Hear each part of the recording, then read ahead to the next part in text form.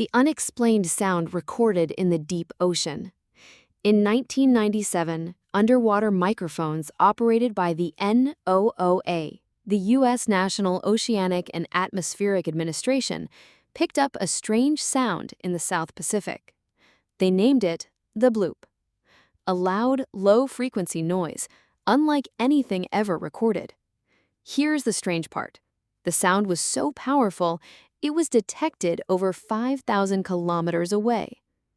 Analysis showed it was similar to biological sounds, but no known creature on Earth could produce something that loud. Was it a giant sea monster? Or something even deeper, still hiding in the ocean? To this day, no one knows for sure.